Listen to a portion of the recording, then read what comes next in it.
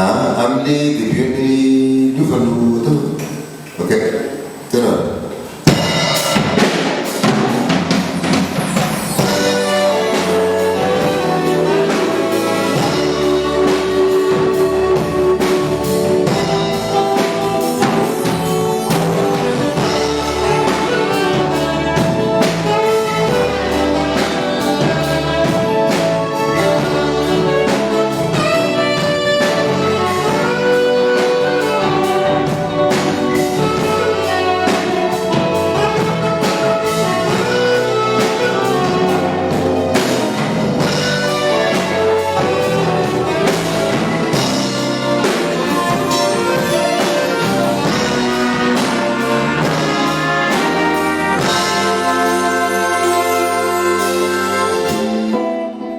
Raha ny fahavononana moa zany resana dia azo lazaina hoe efa vonona efa ela zay satria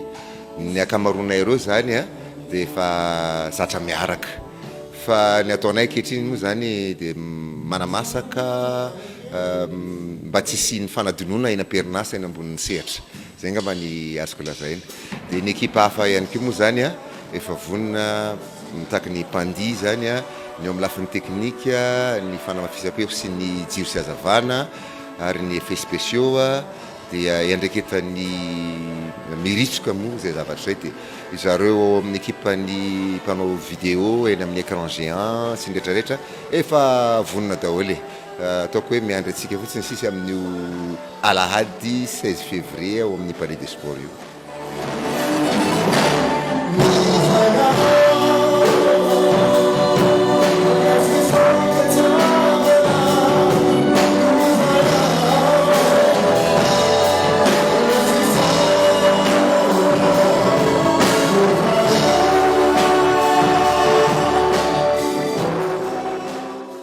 Les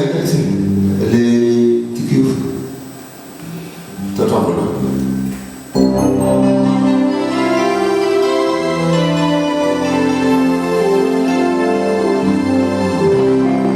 ka noho izany rehetra zany dia manasa atsika mamerina fanasana ho atsika rehetra io zany fampisehoana matontondra loateny hoe tena matotra dia anasana sokajin'olona rehetra na ny ankizy na ny lehibe na nefa nahazoazo taona ihany koa ataontsika hoe fetiny mpianakavy le izy indrindrandrindra fa ho anareo mpifankatia satria mbola ao anatin'ny vaninandro fankalazana ny fetiny mpifankatia moa amin'ny fotoana io fa dia manasa antsika rehetra zay amin'ny alahady 16 février tsika miaona.